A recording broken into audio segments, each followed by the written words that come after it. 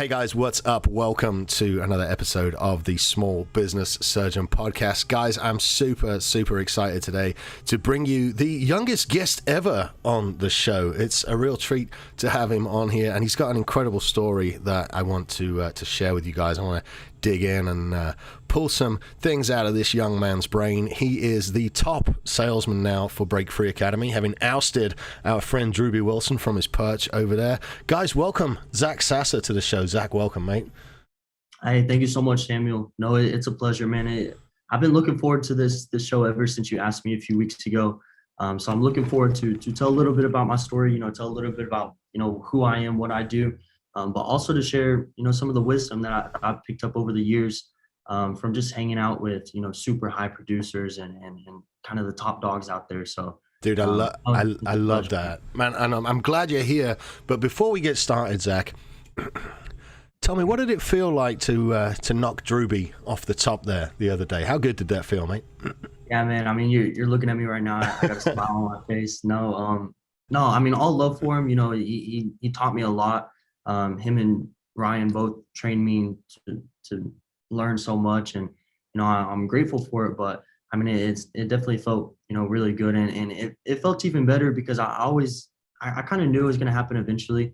But I always told Drewby, hey, I always told him, hey, whenever I beat you in top producer, I don't want it to be because you had a bad month. I want it to be because you had a good month and I just had a great month. And that's really what it was. We hit $1 million this month, which was fantastic. And man, it came down to the last minute too. So I think that's because Thomas has done such a good job of scaring you guys. You sell by scaring over there right now. Nah, not too much. But Ryan, I mean, I was out at the Dearly, so I didn't have too much reception. But Ryan, he was in both of our ears saying, he's telling me, Drewby's got some more, you got to keep going, you need 100K more.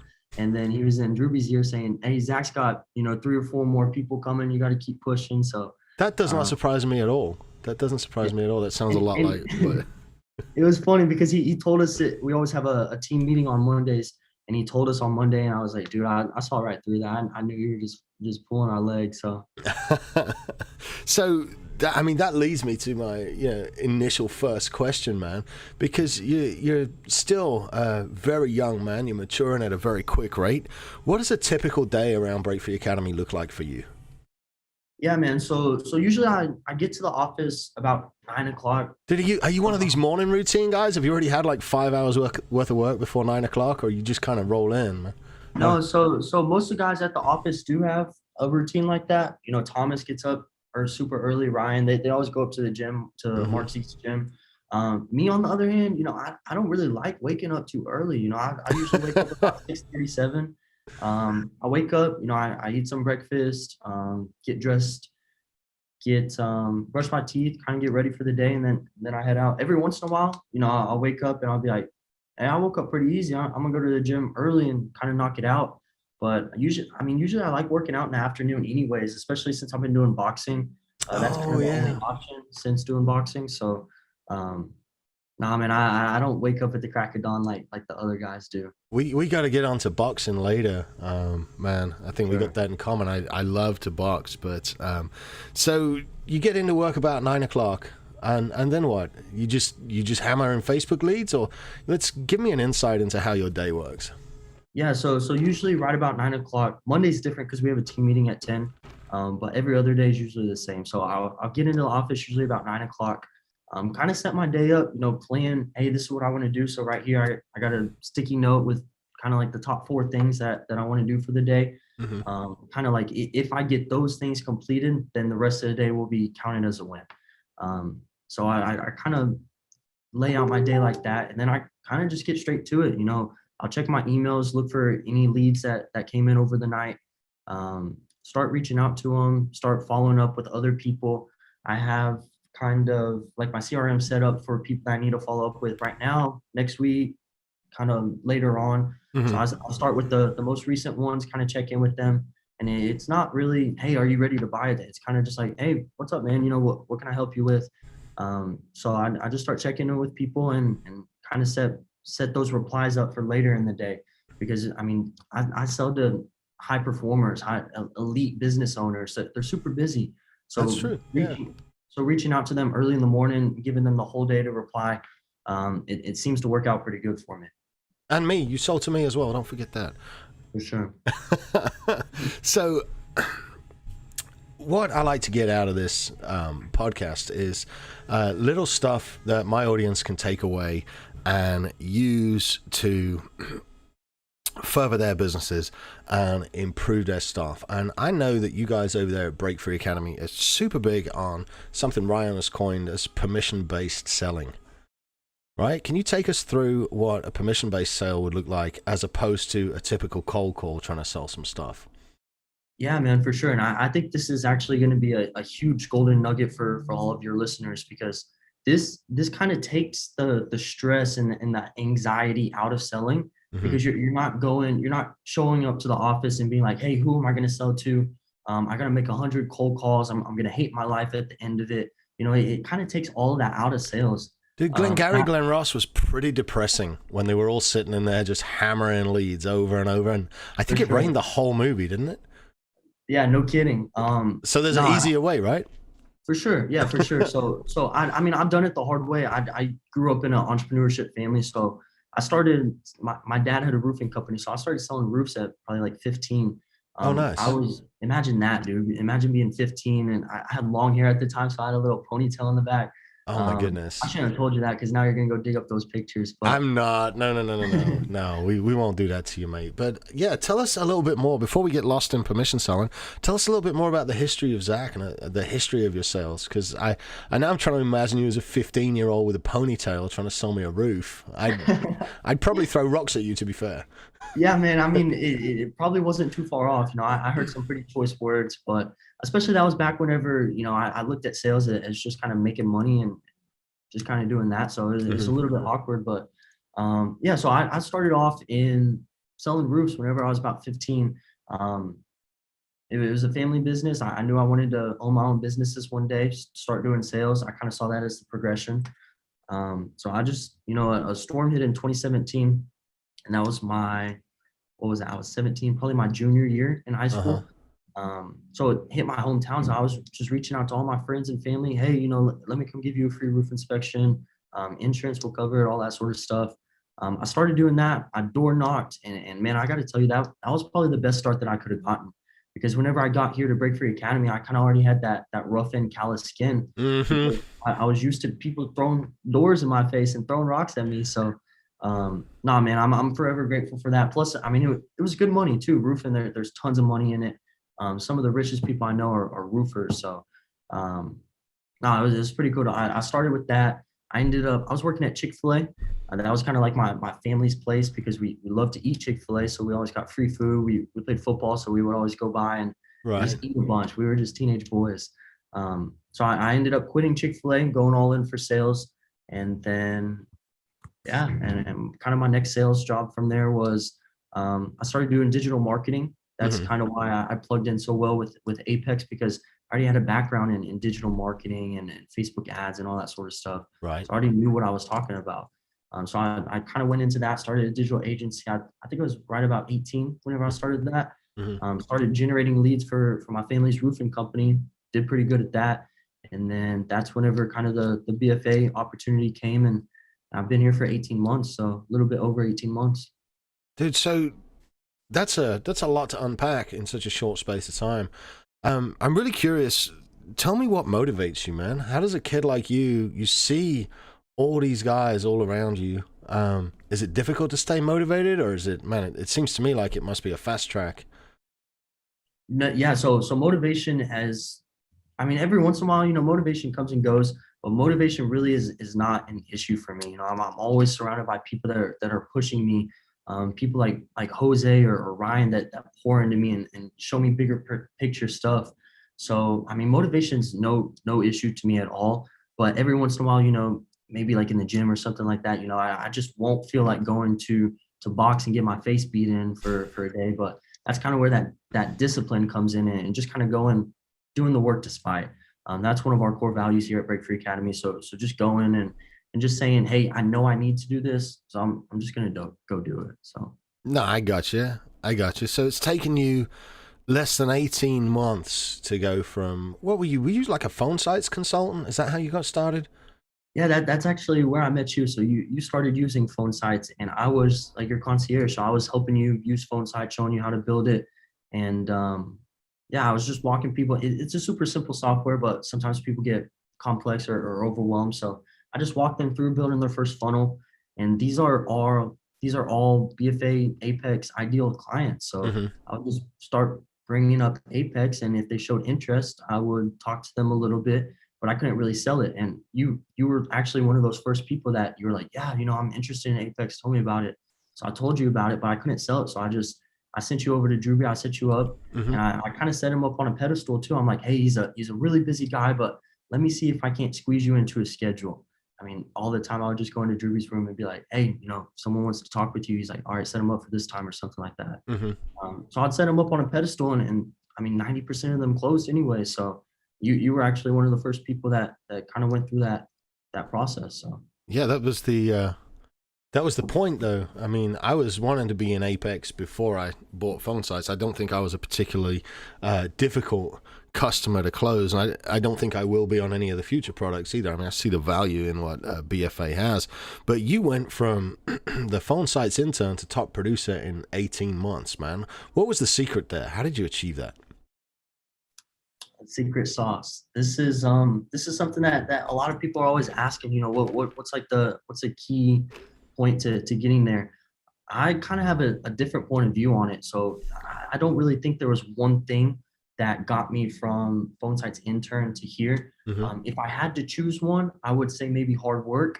But even then, I mean, there was so many things. I think success is just stacking a whole lot of good habits on top of each other and being patient and working your butt off.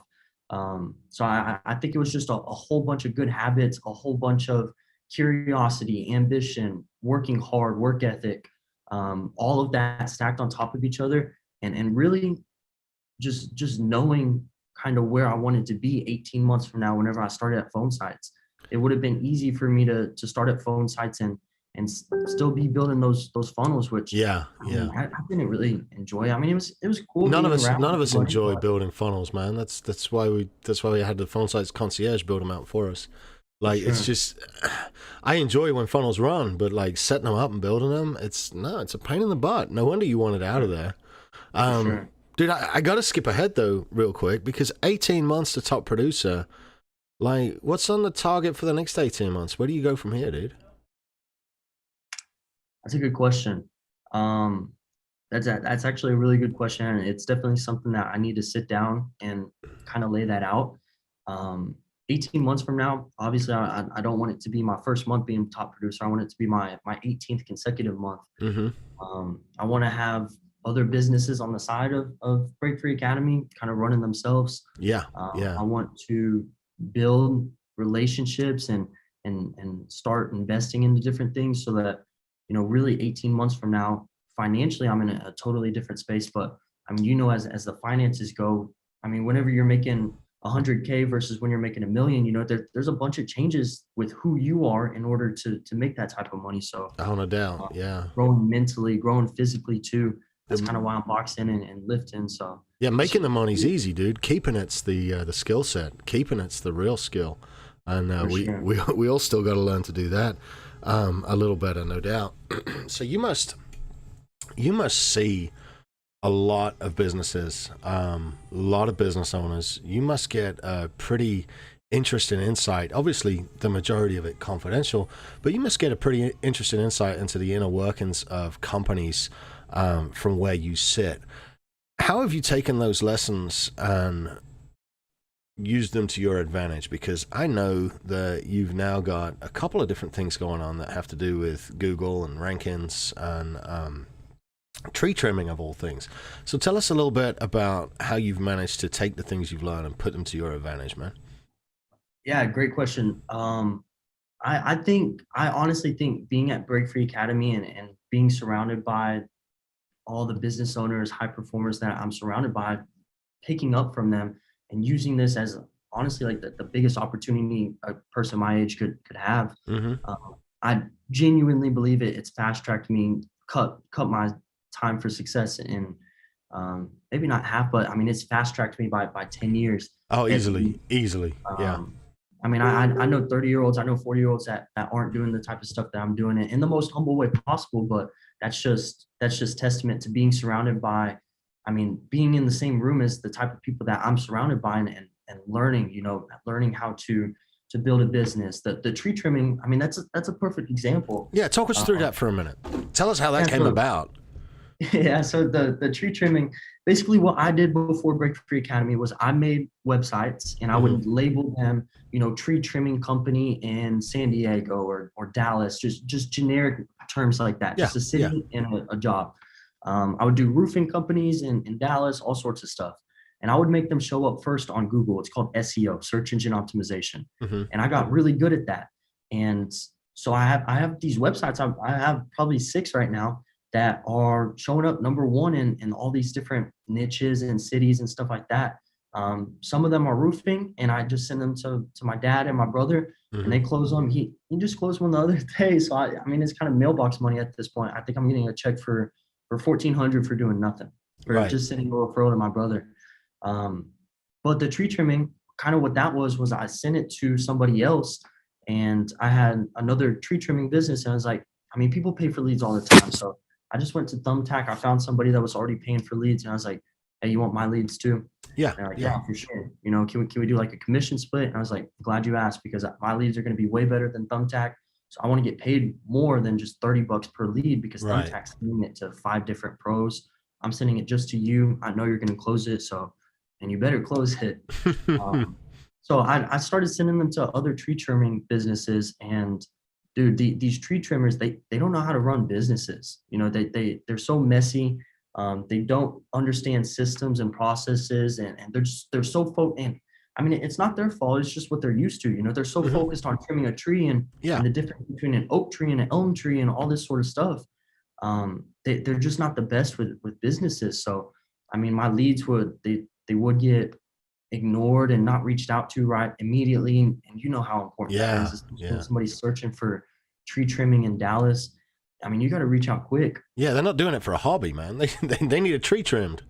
for sure. Yeah. So that's kind of whenever I saw that opportunity, I was like, there's no reason that I can't kind of arbitrage those leads and start a tree trimming business myself, hire a crew to go do it.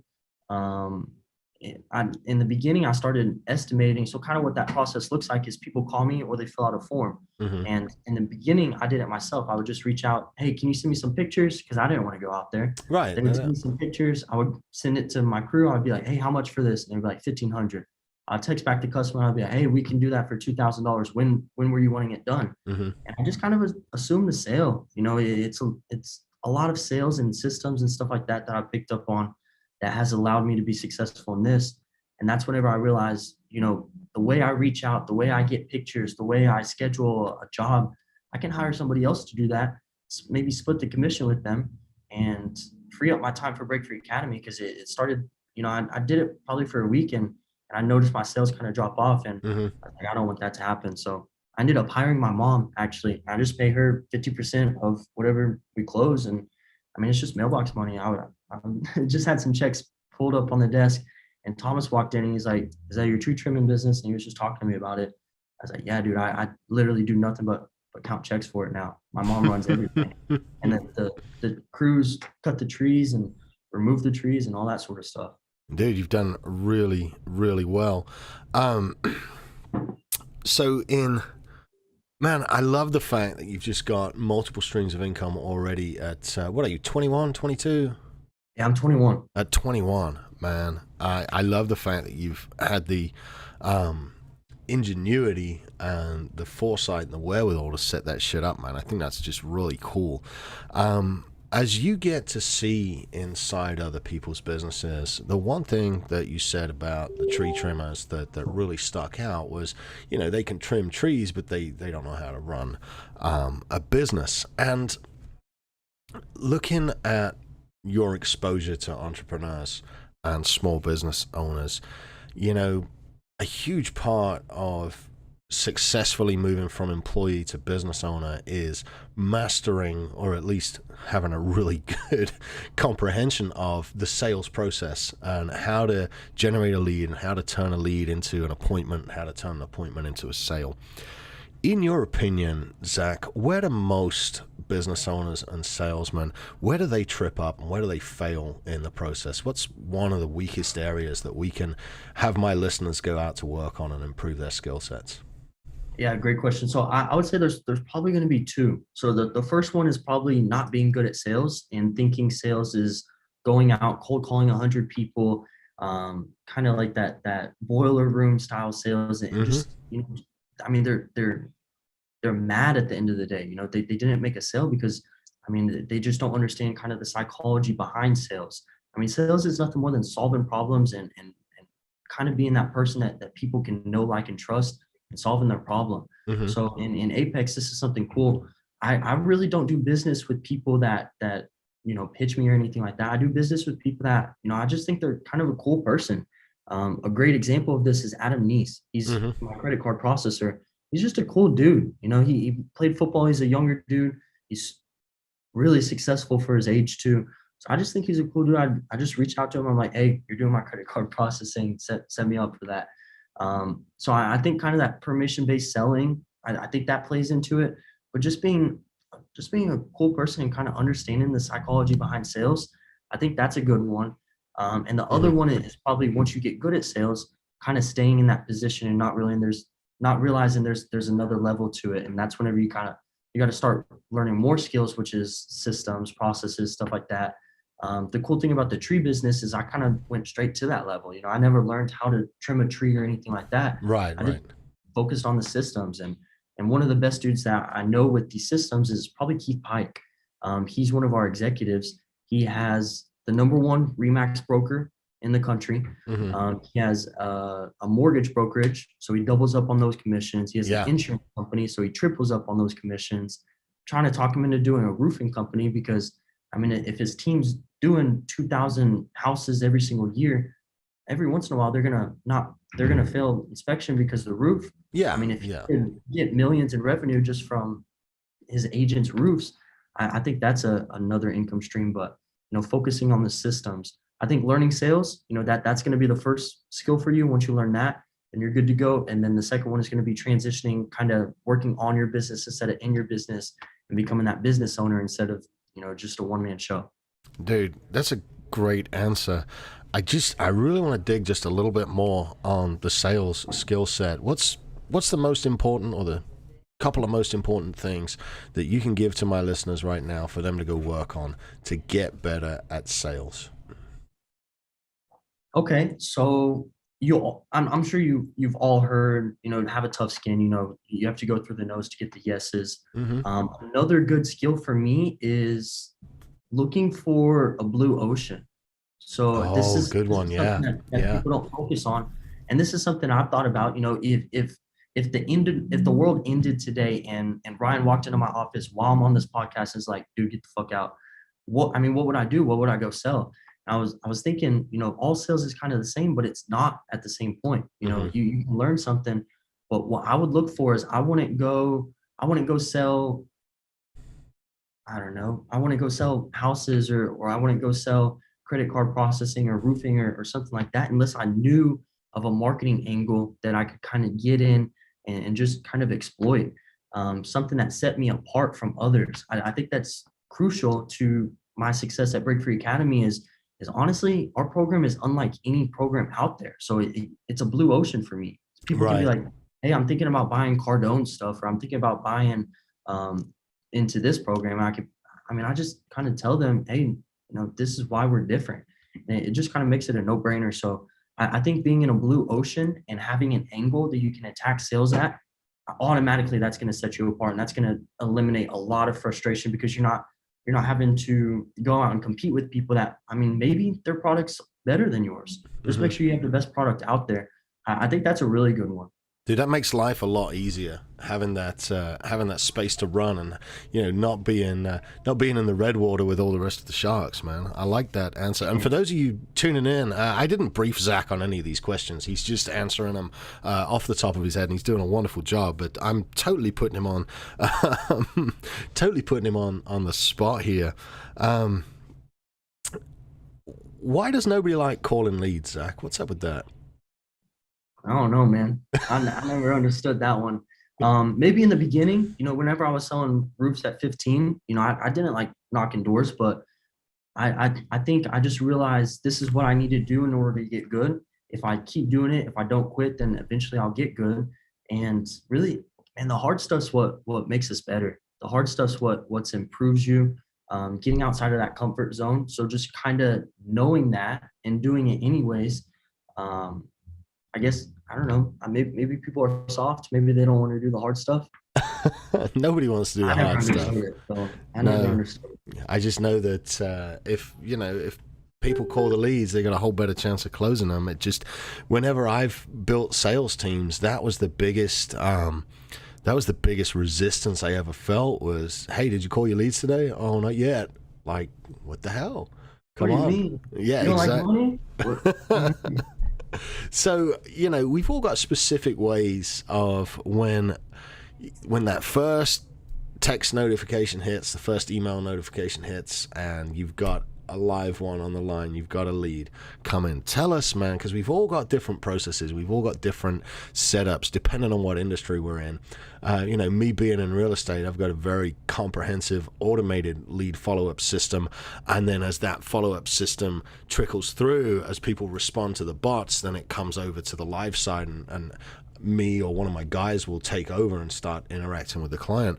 Can you walk me through the life cycle of a lead in your ecosystem and tell me from the minute you get that first little ping that says, hey, we got a phone sites form filled out here, what does the life cycle of that lead look like, and how long does it take you to close it, dude? Yeah, great question. So I think there's kind of two aspects to that. So sometimes I get leads in my inbox from Ryan, from people filling our jointheapex.com funnel. Yeah. And that's basically them saying, hey, this is where I'm at. This is where I think y'all can help me with the most.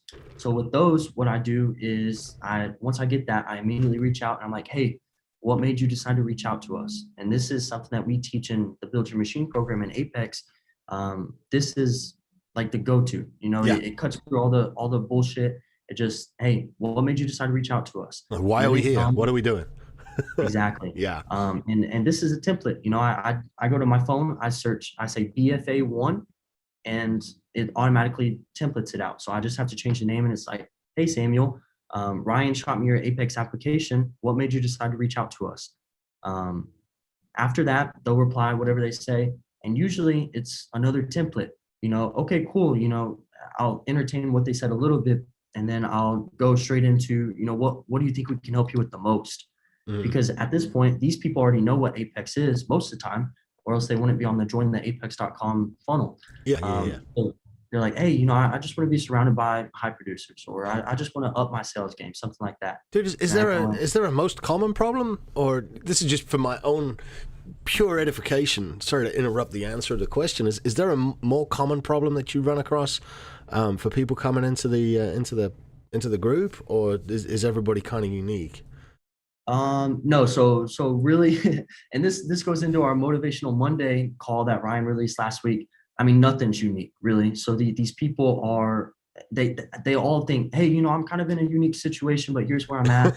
I'll tell you, almost every single one of them are in the same situation. Yeah. And they're just like, maybe I outgrew my circle and I want to be surrounded by other winners. Maybe I just want to get some sales and marketing, and I know y'all kill it. I'm tired of struggling. I would say those are probably the two main ones. Right on.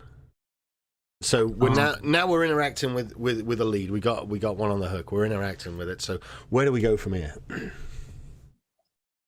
Yeah. So the next step, what do you think we can help you with the most? And then whatever they say is kind of what I focus on, telling them how Apex can help them. So if they're talking mostly about the network, I'm going to talk mostly about the network. I'm going to say, hey, there's kind of two aspects to Apex. And once again, this is a template.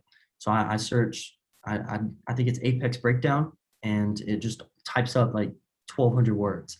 and I'm kind of giving my game away, and people are gonna be like, "What? You didn't type that." But I mean, Dude, when you're having a I do it all conversation the over time with and over. shortcut keys. It's the same, like it's the same with clients when they come in. There's a set of questions most people have, and I do it. And I picked that up from one of Ryan's classes. Like I've got shortcut keys for answers to questions. I got shortcut keys for different email accounts. All of it. I mean, it makes sense. Otherwise, you're just sitting there typing the same shit out over and over and over. Exactly. It doesn't make sense. And whenever you're answering the same maybe 5 out of 10 questions every single conversation, Hmm. it just makes sense. Always look for those systems and those processes that you can implement. Amen. But yeah, so I kind of focus, hey, there's kind of two aspects to Apex. On one side, you get the training, which is awesome, don't get me wrong, but where I think most people get the most value is going to be the network, being surrounded by these type of people, picking up on this type of stuff. And then I was in with the question, does that make sense? Yeah, that makes sense. Okay, cool. I mentioned a few different levels. Once again, it's a template. I Hmm. mentioned a few different levels. We got Apex 1 for salespeople, Apex 2 for business owners, Apex 3. I mean, they're already built a business. They just want to scale it. Right. Which level do you think, once again, a question, which level do you think you'd fit in the best with? And I tell them the price in that too. I'm like, Apex 1, it's 2,500. Apex 2, it's 10K or 1K a month.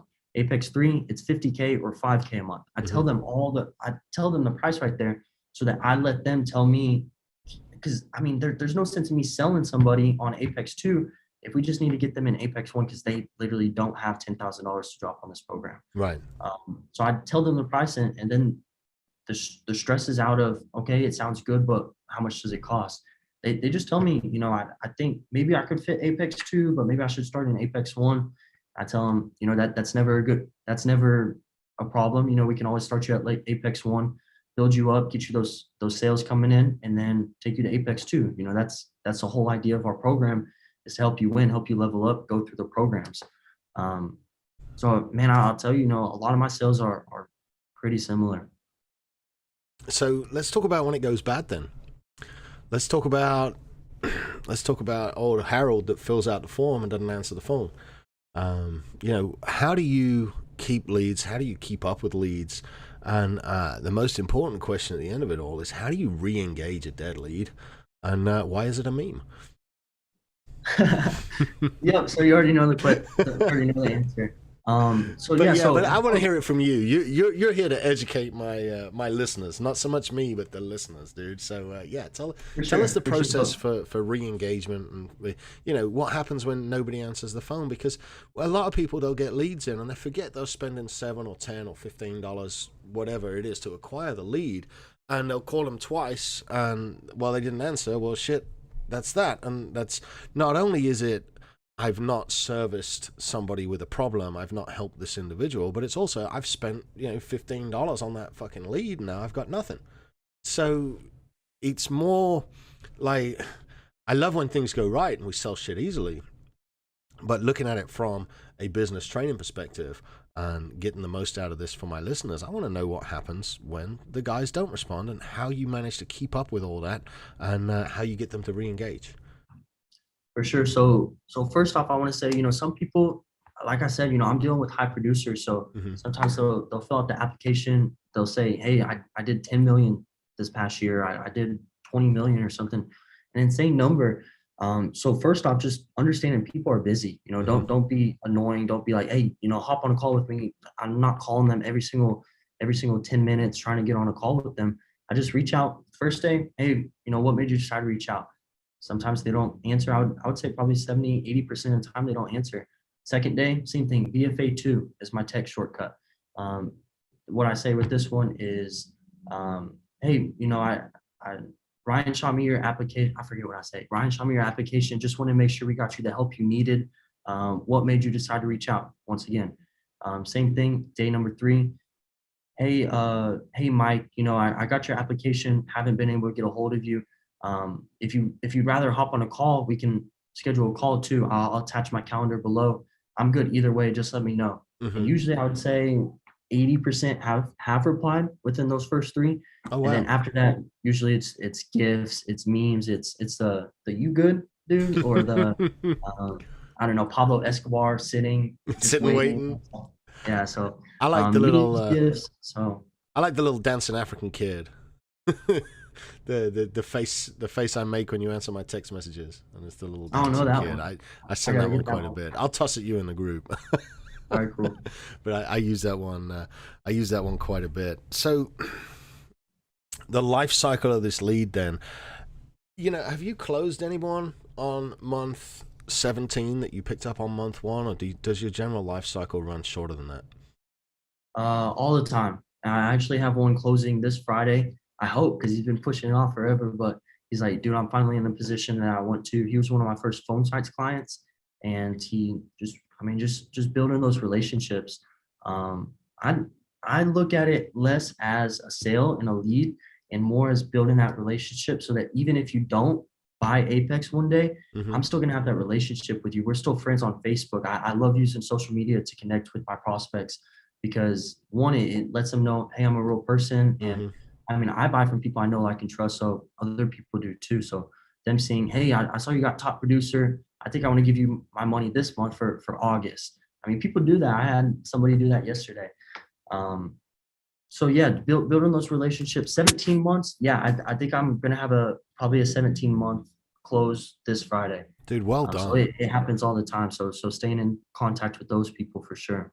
Well done, man. And let's touch on social media for a minute because I've gone through the building your machine, and my social media looks much, much different than it did 18 months ago when you and I first started talking. But how important are referrals and the entire know, like, and trust setup of social media? Referrals are great. I love referrals. I had one of our Apex executives send me $102,000 in revenue from three executive clients. Zebo, actually, he's an NBA All Star. He's one of our clients. Oh, damn. Okay. Zach Randolph. So he was a referral from one of our executives, and man, I'm so appreciative whenever that happens. So he sent me $102,000 in revenue. So I sent him the most expensive bottle of wine because I know he loves wine. I sent him a bottle of wine to let him know, hey, I appreciate you, and anybody else you feel would be a good fit for our program, please feel free to send them my way. So referrals are huge, man. I love referrals. I love anybody that sends me referrals. I always have our members, and that's the good thing about doing what you say you're going to do is underselling and over delivering, because people are happy and they're happy to tell their friends about you, and because they want their lives to be changed just like it's changed all of our other clients' lives. Amen. So So, referrals are awesome. what's something that somebody that's struggling to get referrals, do you have a good system for checking back in and following up and asking for those? Because I know a lot of people that listen to this are maybe a little bit scared to go back to former clients and say, hey, who do you know that can help me out? So is there a particular system you use, or any advice you can give the listeners on getting those referrals, which generally are much more of a slam dunk close than anything that's cold? For sure. So I have a lot of insight into this. So first off, if you are scared to ask your clients for referrals, it's probably a good indicator that you don't feel like you earn that referral. It probably is a good indicator that you didn't do what you said you were going to do. You didn't undersell and over deliver. So if you're afraid to text one of your past clients and say, hey, do you know anybody else that would use my service? It's probably because you don't feel like you deserve it. Hmm. So first off, deserving it. So do what you say you're going to do and over deliver. Is that a Another, mindset thing or an action thing, do you think? I think both. I think all your actions start with your mindset. So knowing that you're going to go what is it, over and beyond, Over and um, above. over and above, knowing that you're going to do that, and then figure out ways to do it. So like for me, I knew I wanted to show this executive appreciation that he sent me these referrals, Hmm. and then my actions followed. Hey, what I reached out to one of his friends, another executive, and I'm like, what is he like? He loves wine. Okay, cool. I'm gonna reach out to another executive who runs a wine club, and I asked her, hey, what would be a good wine to get for this executive? And she told me, and I bought it. I think it was like $400. Um, I mean, the referrals pay for it. Right. It's enough to make an impression too. Exactly. So I think it's a mindset, and then your actions follow. So first, deserve the referral. Second, don't just reach out to people when you need something. Nobody wants, and that's the thing, just be a good person. Everybody reaches out to you when they need something, but not just to check in with you. So sometimes I'll check in with people. Brittany Zell is a perfect example. I checked in with her. I was like, hey, you good? She's like, yeah, what can I help you with? I'm like, nothing. I'm just making sure you're good. You need anything? She's like, yeah, people they always hit my line when they need something. So, I mean, just check in with people, build that relationship, and genuinely care about your clients, because if you treat them well and you build that relationship well enough with them, you probably won't even need a prospect a year from now. I probably will, but I probably won't need to, because my clients they keep sending me people. Dude, I'm kind of seeing that right now. I'm in such a weird spot from that, because I know I need to prospect, and I know I should have traffic running and funnels running and leads coming in, but I'm as busy as I could ever be from referrals from the work I've been doing over the last 18 months. So now it's like it's finding this balance between keeping marketing materials going out, keeping ad campaigns running, and actually servicing the clients I've got. So it's definitely a good problem to have, but it comes from, like you said, going above and beyond with the service, and then just asking for referrals afterwards. Like, people literally, oh man, you did such a good job looking after me. You do a great job looking after my uncle too. You sneaking a picture there too. We're gonna I'm gonna put on my story. Okay. Let people know. People know they need to check out your podcast. Well, tag it. I appreciate that, man. Zach is taking pictures over there of us as we're doing this. Obviously, his screen capture button is broken, but I won't make any more fun of him for that. All right, mate. I got a few more questions for you. I won't keep you too much longer, I promise. Man, I'm here to help. You've been great, dude. You've been a great guest. You've been very helpful. But I want to know now, where are you sitting? Where are you sitting at 31, mate? What's on your radar for the next 10 years? And why is it sitting on a beach drinking a pina colada? But no, for real, what's the next 10 years hold for you, and where are you going, buddy? Man, so 10 years, I think majority, if not all, is going to be with Ryan. I love being here. He's taught me so much, and it's fast tracked my life so much. Yeah, I don't blame you, man. That's a hell of an opportunity. You should definitely stick around there as long as you can. For sure. But I mean, I also do love being able to build businesses on the side and stuff like that. So in 10 years, man, in all honesty, I genuinely feel like I would be able to retire. But at the same time, I feel like I never want to retire. Mm-hmm. I always see people retire and honestly, they die a few years later. And they're just bored. They have nothing to do. So they have nothing to look forward to. So I just want to build a lifestyle that I could retire from. I have so much mailbox money coming in, everything's taken care of. But at the same time, I don't want to retire from it, because I'm building a new business venture, and I'm not worried about a tree service company in DFW, but I'm building something way bigger. I'm thinking bigger. Dude, it's an addiction, man. I promise you, it'll never stop. You're just gonna keep going and going. I think so too, and I'm glad that I grew up in an entrepreneurship family, because I was always good in school, so I thought I get good grades, maybe I should be an engineer or something like that, Mm-hmm. And I'm so glad I didn't do that, because an engineer would not have cut it for me. Dude, that's some hard numbers and stuff, engineering. Like, I was always good at numbers, so I mean, I took engineering classes, I was really good at it, but I think that's whenever I started looking at life on a deeper level and thinking, mm-hmm. What do I really want to do? What's my mission in life? And I want to help people. I want to be a good person. I want to be able to live a life that I want on my own terms. And I don't think engineering would have gotten me there. So, dude, for you to find your mission at 21 is just incredible. I mean, it took me till I was 39. So well done on that. But to have the mentors that helping to guide you and actually find your fucking mission at 21, I mean, you're light years ahead of the rest of us, buddy. It took me a long time and alcoholism and almost bankruptcy to figure out what my mission was. And you've just, like I said, you shortcutted 15 years of your life being over there. So well done. I appreciate that, man. I think, my mission is something that I'm always improving on as I grow. My mission grows with me, but I do have a pretty good indicator of knowing that I'm right where I need to be, and I'm doing exactly what lines up with my mission right now. Dude, I love it. All right, what car is at the very top of your vision board? Come on, let's make it about you for a minute. What car is at the top of that vision board? So there's definitely levels to it. I don't want to skip right to a Lamborghini or Ferrari, because if I go straight to that, then anything after that's going to be a downgrade. You So just I yeah, think just get one of them little jets, the one-seater private jets. so. I think my first one's probably going to be a Corvette, probably a Z06, a C7. I love those cars. I'll probably Oh man, yeah, they I'm they got that right, didn't they? They got sure. that right. The last of the front engine rear wheel drive vets, man. Those I know a couple of guys with those C7 Z06s. That's a real good choice. I don't think there's a better bang for your buck at that price point.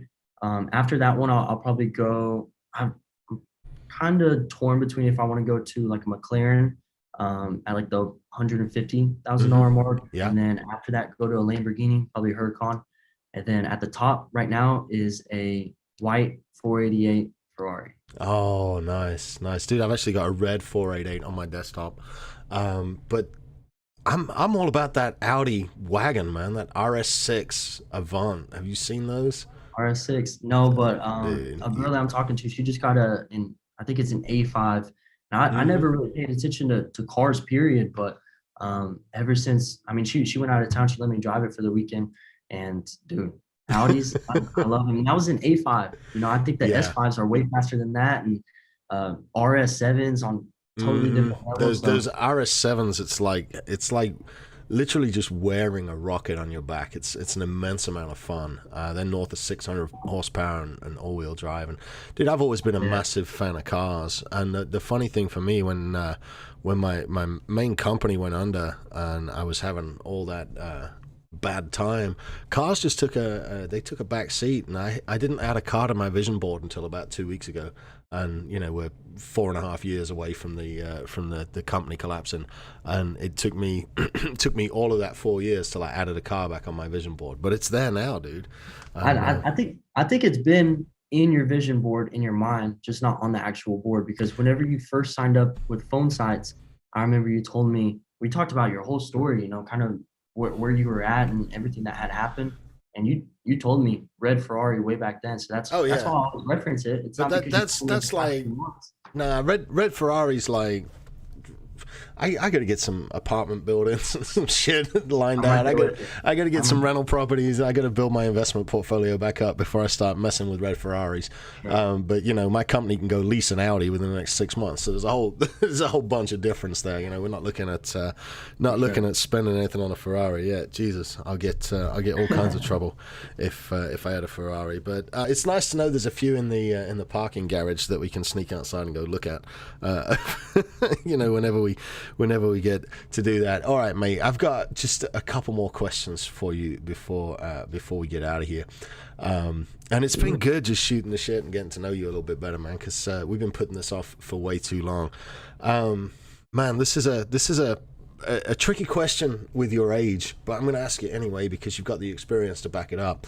So, if you had to go back and start over again and give one piece of advice to a kid starting out, be it in sales or be it in entrepreneurship, and maybe they're older than you, maybe they're just less experienced, what's one piece of advice that you'd give to somebody just getting started?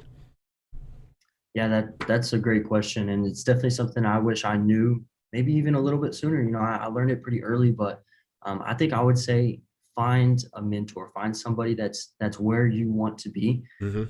There's plenty of people out there. I'm kind of going into that mentor stage right now, where I'm looking for people that I want to mentor and people that I want to kind of be my protege.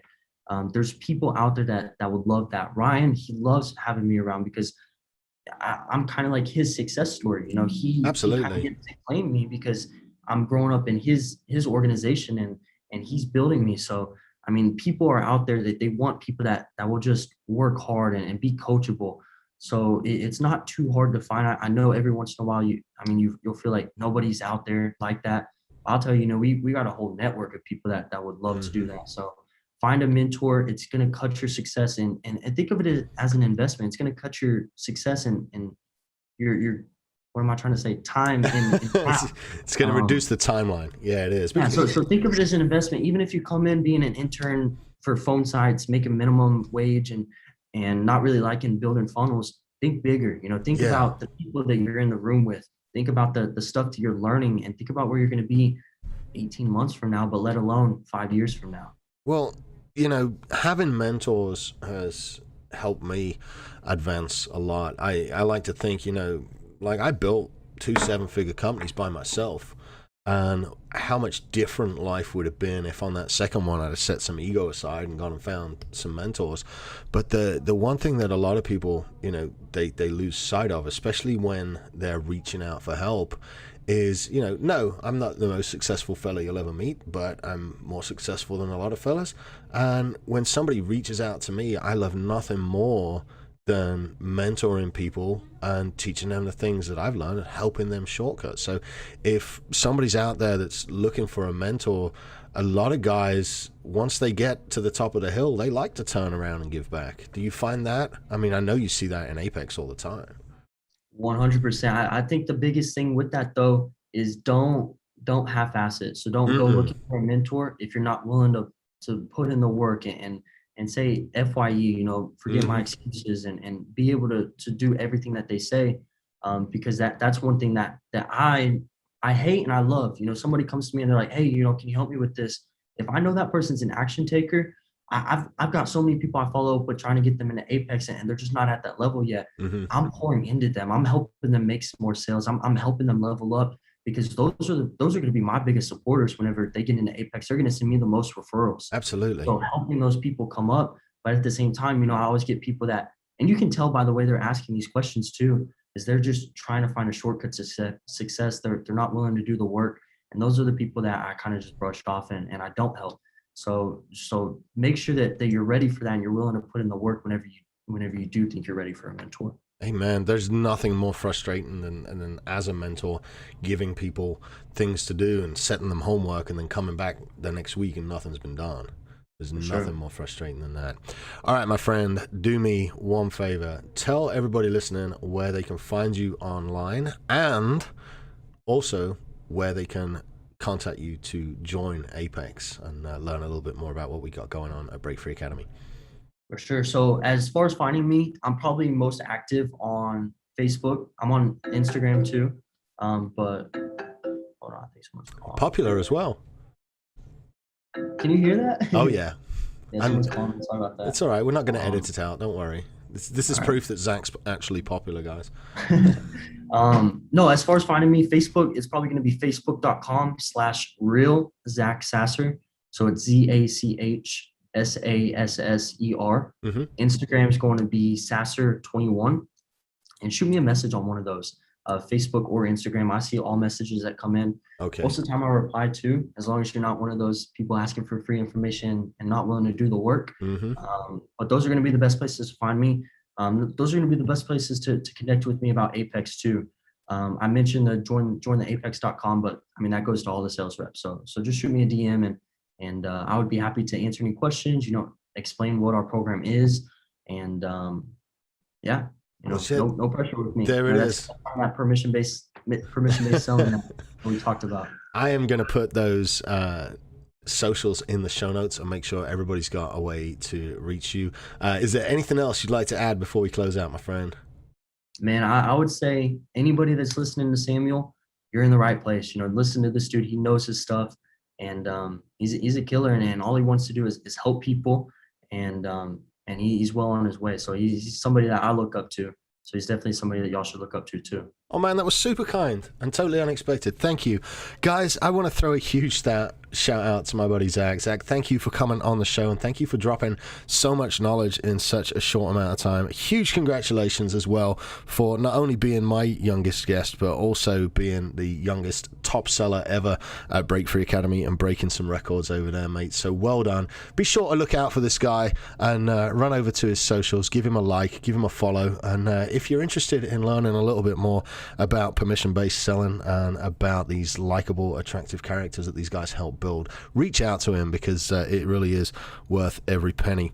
All right, guys, a huge thank you to Zach, and we will be back as always with Friday Fire this week, and you'll have a wonderful week. I'm about to pack up, head to Dallas, and go be a part of Apex Live and go experience that. So I will see you guys with this week's Friday Fire. Thank you so much for listening. Stay safe.